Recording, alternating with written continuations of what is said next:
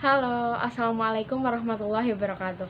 Perkenalkan, nama saya Farah Noviandini, NRP 17031. Nah, di sini saya akan menjelaskan mengenai jawaban ETS instrumentasi medis part B. Nah, di sini soal yang pertama yaitu membran sel tersusun atas apa, berapa tebalnya, dan arti penting dalam IM. Nah, membran sel sendiri memiliki struktur dasar berupa lipid layer. Nah, itu lapisannya itu tipis dengan tebal satu molekul pada layarnya, tersusun dari membran sel diantaranya gliserofosfolipid, molekul gliserol, gugus fosfat, dan dua rantai asam lemak. Dalam kepala fosfolipid, membran ini berupa fosfat dan ekornya adalah lemak. Kepalanya ini sangat suka dengan air sehingga bersifat hidrofilik. Nah, pada membran ini juga tersusun sekitar 50% dari berat membran berupa protein yang prosesase. Protein ini berfungsi sebagai reseptor, yang kedua karier, yang ketiga transfer, dan lain-lain. Untuk ketebalan dari membran sel sendiri berkisar antara 7 sampai 10 mm dengan struktur yang bersifat lembut dan lentur. Arti penting membran sel sendiri dalam IM adalah sebagai sumber pengukur biometrik. Hal ini karena sifat membran yang permeabel, sehingga memungkinkan untuk terjadinya proses transduksi protein sel aktif. Inilah yang nantinya menjadi sumber dari pengukuran instrumentasi ini. Untuk soal yang kedua ya, ia adalah menyebutkan mengenai 3 ion yang banyak berperan dalam kesulitan dan excitable sel. Nah, ion yang pertama yaitu klorin, yang kedua adalah sodium, yang ketiga adalah potasium. Nah, untuk klorin dan sodium sendiri merupakan sebagian dari ion negatif, sedangkan sodium dan potasium merupakan ion positifnya.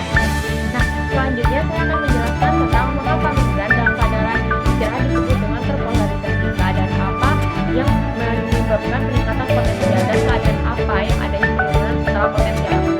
Nah, disebut terpolarisasi karena dapat beda potensial antara dua sisi dalam membran, di mana sel melakukan penumpukan muatan yang dapat mempolarisasi membran. Saat istirahat berarti membran tidak melakukan suatu rangsangan dan terjadilah beda potensial yang disebabkan oleh distribusi ion, yaitu ion natrium dan kalium yang tidak merata. Sedangkan peningkatan potensial atau yang disebut dengan depolarisasi merupakan keadaan saat syaraf sedang melaksanakan rangsangan yang terjadi pada saat muatan positif berada di sisi dalam, sedangkan muatan negatif di sisi luarnya. Untuk yang kedua yaitu penurunan potensial atau repolarisasi. Penurunan potensial ini merupakan keadaan di mana sel memasuki fase istirahat, di mana tidak ada lagi rangsangan pada sel saraf setelah fase dipolarisasi tersebut selesai.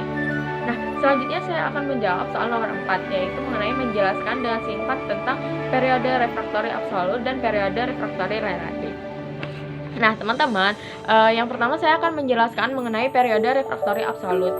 Nah, periode refraktori absolut itu sendiri merupakan mengacu pada rentang waktu di mana saluran natrium terdapat tidak aktif, di mana saluran iosodium gate sepenuhnya tidak aktif dan tidak bekerja secara cepat dan spontan saat periode rangsangan neuronnya bernilai sama dengan 0. Nah, untuk periode refraktori relatif merupakan fenomena di mana saluran sodium gate transit dan dalam keadaan tidak aktif ke status tertutup dan mempersiapkan saluran yang akan diaktifkan kembali. Maka dapat dikatakan bahwa saluran natrium itu memiliki waktu dan keadaan tidak aktif ke bentuk yang aktif untuk menerima kedua sinyal tersebut. Hal ini berarti dalam periode relatif sinyal yang akan diubah itu akan bersifat lebih kuat daripada sinyal-sinyal yang telah ada di sebelum-sebelumnya pada saat dia itu merupakan sinyal yang enggak aktif. Nah, selanjutnya saya akan menjelaskan mengenai apa maksud dari konduktor dan pengukuran biomedis. Kenapa hal itu sangat penting? Nah, yang pertama, volume konduktor sendiri itu merupakan sinyal daripada melakukan pengukuran biomedis dalam medium konduktor. Nah, dianggap penting karena dalam volume konduktor tersendiri dapat mempermudah untuk melakukan interpretasi bentuk gelombang biomedis dengan tepat.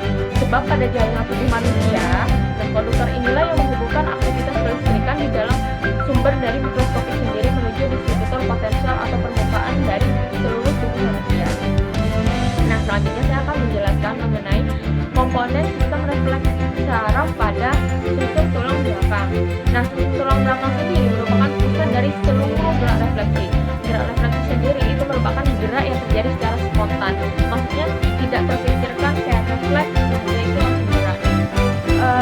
Untuk gerak spontan tersebut berurutan dari yang pertama adalah impuls, yang kedua adalah indera, yang ketiga melalui saraf sensorik, yang keempat melalui sistem tulang belakang sendiri, lanjut ke saraf motorik, dan dilangsungkan dengan otot, lalu jadilah gerak refleks. Nah, pada sistem tulang belakang ini berfungsi untuk membungkus atau atau menghubungkan impuls ke otak dan memberikan alternatif jalan terpendek pada gerak refleks. Komponen yang ada di dalam sumsum tulang belakang ini terdiri dari beberapa komponen, yaitu yang pertama reseptor. Nah, reseptor sendiri berfungsi sebagai penerima rangsangan yang biasanya diterima oleh organ indera, dan yang kedua adalah penghantar impuls. Penghantar impuls itu sendiri dibantu oleh saraf sensorik. Nah, saraf sensorik itu berfungsi mengirimkan sinyal dari organ indera ke saraf pusat. Dan untuk yang kedua adalah sistem saraf pusat yang berfungsi untuk mengumpulkan info sensorik lalu menghasilkan sinyal aksi respon. Dan yang ketiga adalah saraf motorik itu sendiri sebagai penghantar sinyal dari otot dari saraf sumsum tulang belakang menuju otot. Nah, selanjutnya adalah efektor. Nah, efektor itu sendiri merupakan ada di sumsum tulang belakang yang bertindak sebagai efektor atau menanggapi rangsangan yang berupa otot. Nah, dari otot itulah kita langsung bisa bergerak menuju ke gerak refleks atau gerak refleksi. Itu merupakan istilah yang sama antara gerak refleks dan gerak refleksi. Nah, selanjutnya saya akan menjelaskan mengenai di mana potensial aksi jantung diinisiasi dan potensial aksi di bagian mana jantung yang bertanggung jawab atas puncak utama dari sinyal EKG. Nah, untuk sinyal EKG itu sendiri, potensi aksi jantung diinisiasi oleh nadius sinar-lial atau SA yang terletak di bagian atrium kanan jantung. Nah, yang bertanggung jawab pada fungsi EKG ini ada di bagian ventrikel, karena pada bagian ventrikel merupakan tempat untuk berkontraksi memompa darah baik menuju paru-paru atau ke seluruh tubuh, sehingga ia akan menghasilkan debar jantung paling kuat, sehingga ia akan terbaca cepat oleh sinyal EKG itu sendiri, karena dia memiliki debar jantung yang paling cepat daripada seluruh bagian-bagian lainnya. Nah, untuk nomor 8 itu merupakan bagian otak mana yang mengontrol respon dari naluriah, bagian mana yang menginisiasi fungsi motorik untuk memegang ingatan dan berpikir. Nah, yang pertama yang mengontrol respon naluriah itu adalah hipotalamus dan kelenjar pituitari. Keduanya itu bekerja sama untuk menghasilkan hormon-hormon penting yang ada di dalam tubuh kita. Untuk yang menginisiasi fungsi otak, ingatan, dan proses berpikir itu adalah otak besar atau cerebrum. Dan di dalam otak besar ini terdapat dua otak, yaitu otak kiri dan otak kanan. Untuk yang otak kiri itu tersendiri untuk mengontrol gerakan sisi kanan tubuh atau untuk mengetahui kemampuan berbahasa. Sedangkan otak kanan itu berfungsi untuk mengontrol sisi di bagian sebelah kiri tubuh. Nah, yaitu ketika sisi kiri tubuh kita bergerak, maka otak kananlah yang merangsang semuanya serta menafsirkan musik atau warna. Itu merupakan fungsi dari otak kanan itu sendiri. Nah, selanjutnya kita akan menjelaskan mengenai istilah-istilah yang pertama ECG. ECG itu tersendiri digunakan untuk merekam atau mengukur aktivitas listrik di bagian tubuh atau jantung menggunakan elektrokardiogram melalui sinyal detak jantung atau elektrodiogram. ECG itu sendiri. Nah, untuk EEG merupakan singkatan dari elektroencephalogram, yaitu untuk merekam atau mengukur aktivitas yang ada di bagian otak kita dari aktivitas listrik itu sendiri.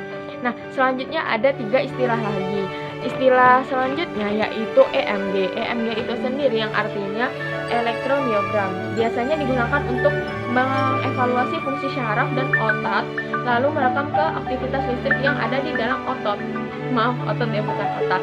Nah, selanjutnya itu ada EMG atau elektroneogram. Elektroneogram ini biasanya digunakan untuk merekam aktivitas listrik yang ada di bagian syaraf saat syaraf sedang mengirimkan rangsangan ke tubuh-tubuh kita.